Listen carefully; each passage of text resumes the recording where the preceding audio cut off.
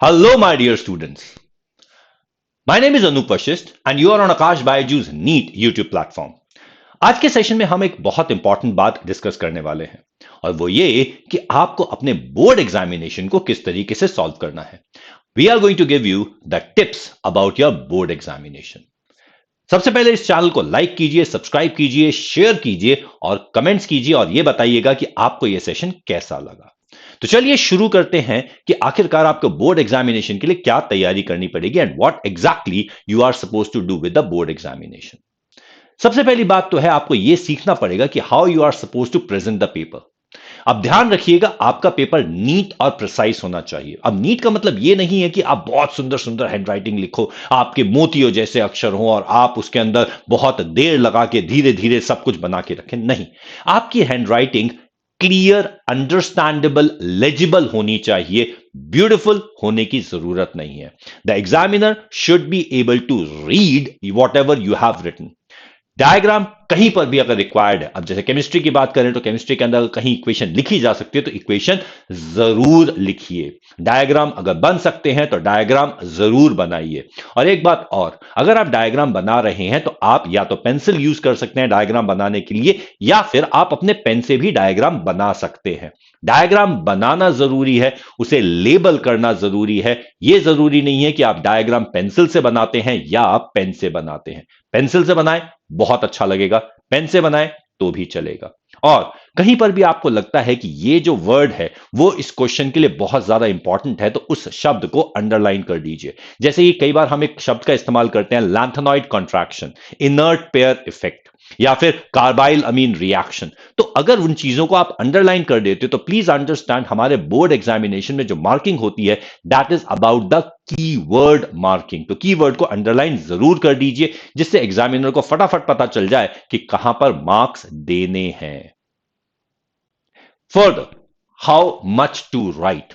देखो, अब आप एक नंबर के क्वेश्चन के लिए अगर पूरा पेज भर देंगे और 5 नंबर के क्वेश्चन के लिए 2 लाइन लिखेंगे तो मार्क्स देना जरा मुश्किल हो जाएगा। तो इसीलिए क्वेश्चन के मार्क्स के हिसाब से आपको यह जस्टिफाई करना है कि कितने शब्द लिखने होंगे।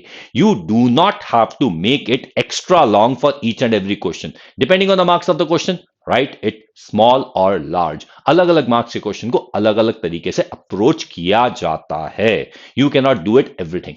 अब ध्यान रखना, डेरिवेशंस, कंपैरिजंस। अब जैसे कि अगर मान लीजिए फिजिक्स ऑप्शन और केमिक्स ऑप्शन का कंपैरिजन आ गया तो ये कंपैरिजन अच्छा खासा लॉन्ग क्वेश्चन बन जाता है। अब यहां पर हमारे पास आ गया लायोफिलिक कॉलॉइड लायोफोबिक कॉलॉइड का कंपैरिजन या फिर लायोफिलिक लायोफोबिक एसोसिएटेड कॉलॉइड्स का कंपैरिजन अगर आ गया तो ये कंपैरिजंस लॉन्ग क्वेश्चंस में कन्वर्ट हो जाते हैं। Further applications, applications of adsorption आ गया, एप्लीकेशन ऑफ कार्बाइलमिन रिएक्शन आ गया, एप्लीकेशंस ऑफ सर्टेन रिएक्शन आ गया, तो वो भी लॉन्ग क्वेश्चंस में कन्वर्ट हो जाते हैं। फर्दर ग्राफ अगर कहीं पर बन सकता है तो ग्राफ तो ऑटोमेटिकली लॉन्ग क्वेश्चन में कन्वर्ट हो ही जाएगा। तो इसीलिए इन क्वेश्चंस को अच्छी तरीके से आप लॉन्ग क्वेश्चंस की तरह ही तैयारी कीजिए and that would be it. एक और इंपॉर्टेंट बात है, जितने भी पास्ट ईयर के क्वेश्चन पेपर्स हैं उनको जरूर सॉल्व कर लीजिएगा। कंप्लीशन अगर कोर्स का जब हो जाता है तो सारे के सारे solving the practice papers must very well be solved. रोज का एक प्रैक्टिस पेपर सॉल्व कीजिए, 3 घंटे लगाइए, पूरा पेपर करिए। अगर 3 घंटे की जगह आपको 4 घंटे भी लगाने पड़ते हैं तो भी ये कोशिश कीजिएगा कि आपके उस पेपर में 100% मार्क्स आने चाहिए, चाहे समय ज्यादा लग जाए। धीरे धीरे करते हुए अगर आप आज से शुरू कर दें, अभी बोर्ड एग्जामिनेशन काफी दूर है, अगर आप आज से शुरू करते हैं then in that case you will be able to solve multiple papers, बहुत सारे पेपर्स आप सॉल्व कर देंगे एंड देन धीरे धीरे आपकी स्पीड बढ़ती चली जाएगी क्योंकि फिर आपको क्वेश्चन में सोचना नहीं पड़ेगा। And please remember, concentrate on accuracy and then second thing is time. Accuracy जब आप बिल्डअप कर लेंगे तो टाइम अपने आप ही कम लगना शुरू हो जाएगा। फर्दर, जब आप पढ़ाई कर रहे हैं, अगर मान लीजिए आप बुक में से पढ़ते हुए कोई शब्द आपको समझ में नहीं आता, कोई वर्ड समझ में नहीं आता, तो उसको वहां पर लिख दीजिए, उसका आंसर लिख दीजिए। जब भी आप किताब पढ़े तो आपके हाथ में पेंसिल होनी चाहिए, पेन मत लीजिएगा क्योंकि पेन से सारी की सारी किताब गंदी हो जाती है और पेन की इंक धीरे धीरे पेपर्स के पीछे दिखाई देने लगती है।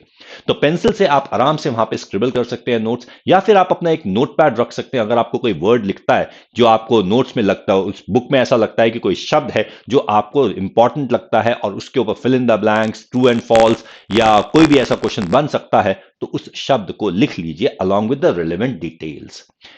लॉन्ग डेरिवेशन के नोट्स जरूर बनाइए।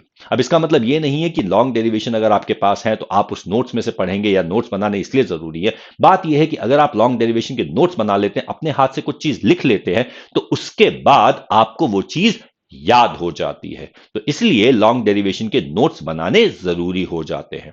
और साथ ही साथ नए कंसेप्ट जो भी आप एनकाउंटर कर रहे हैं उसे साथ में लिखते चले जाइए, उनके भी नोट्स बना लीजिए।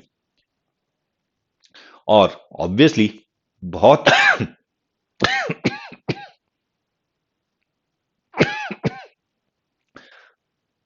डू मल्टीपल रिवीजन्स, बहुत बार रिवीजन्स कीजिए, जिससे कि आप कोई भी गलती कहीं पर ना करें।